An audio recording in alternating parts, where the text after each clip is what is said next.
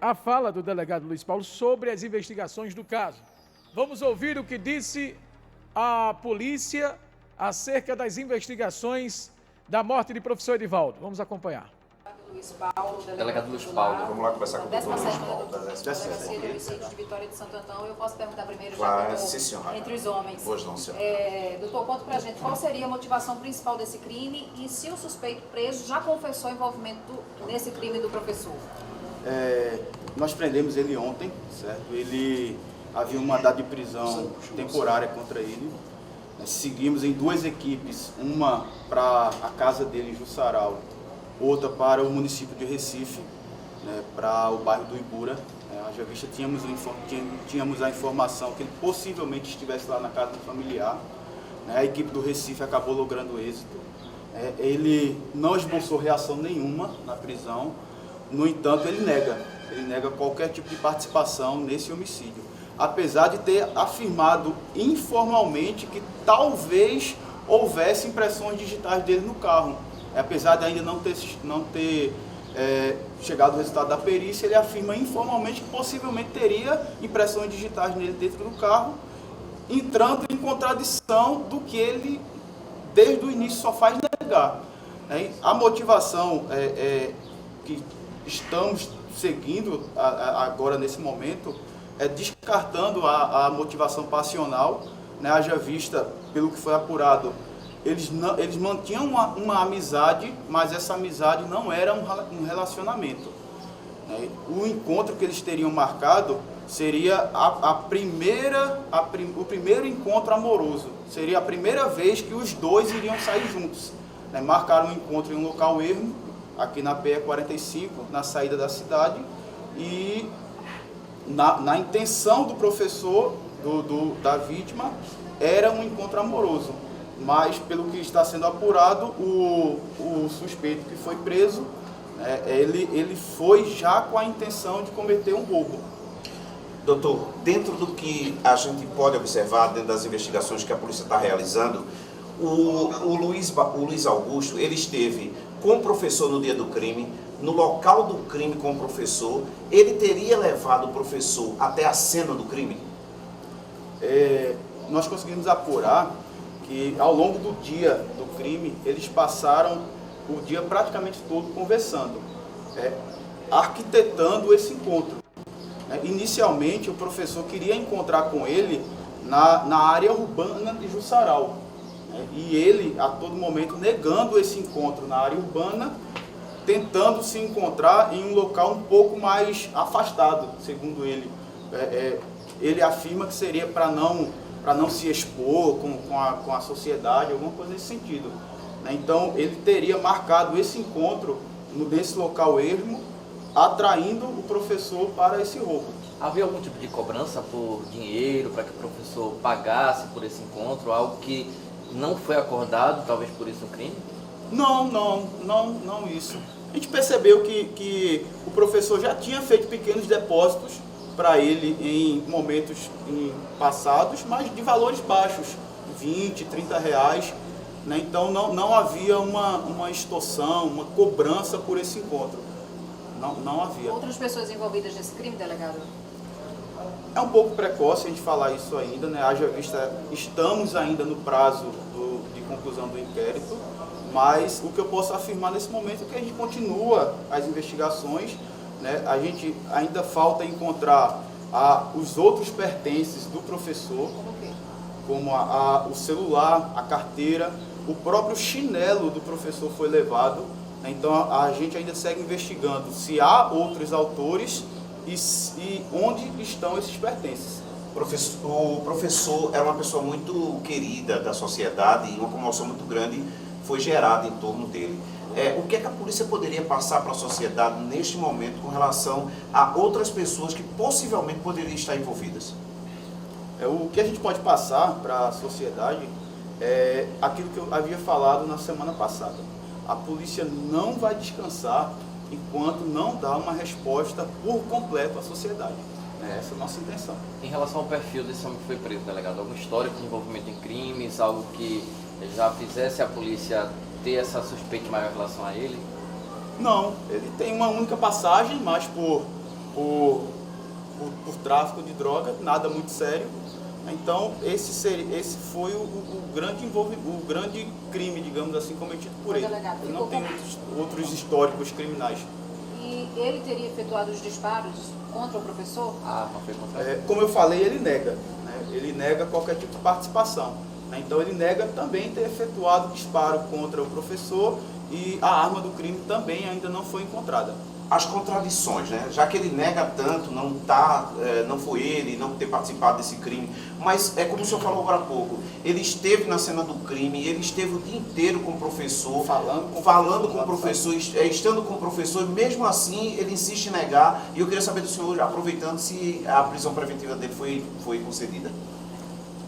Como eu falei, né? Há várias contradições no discurso dele, né? Em todo momento ele nega, apesar de haver várias evidências que ele estava no local do crime, né? Por exemplo, ele nega ter pego uma motocicleta emprestada, né? E chegamos até o dono dessa motocicleta, o qual é amigo dele e afirmou categoricamente que emprestou essa motocicleta por cerca de 2 horas, justo no horário onde eles teriam marcado esse encontro, justo no horário que eles teriam marcado esse encontro.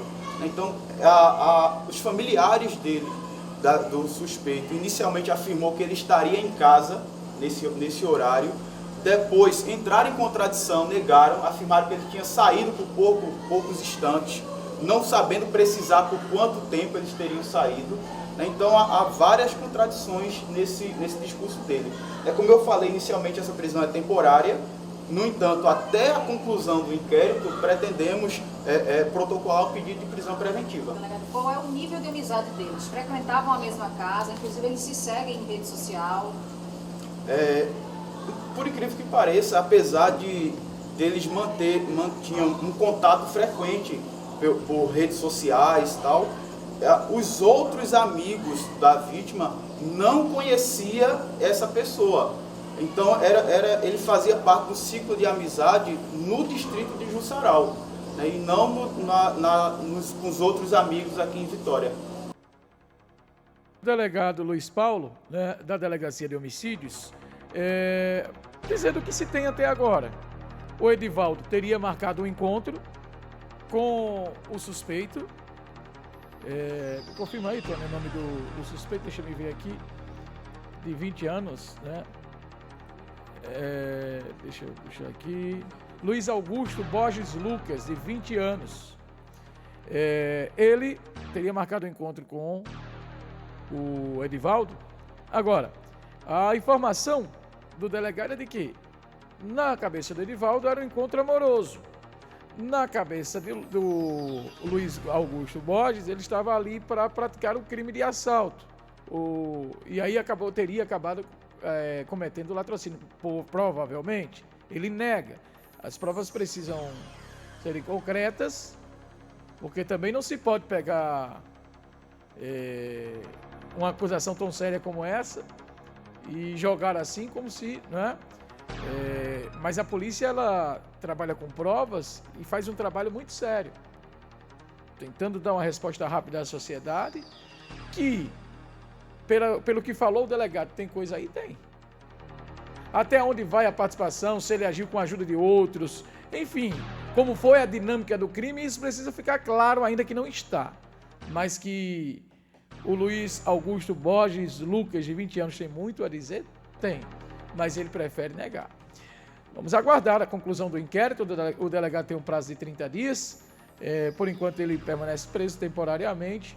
E se a polícia conseguir unir mais provas, essa prisão ela é convertida e ele permanece lá na delegacia. O pai dele concedeu entrevista ao pessoal da TV Clube, TV Guararapes, a antiga TV Clube, no programa Cidade Alerta, com André Stanislau, não é isso? O Alex Silvestre conversou com o pai dele. Vamos acompanhar um trecho.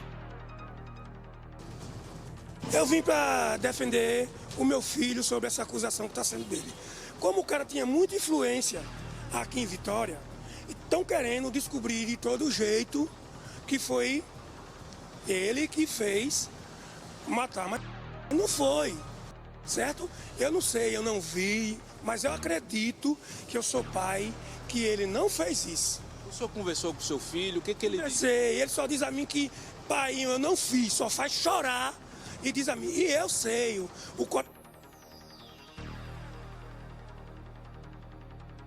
O pai dele falando.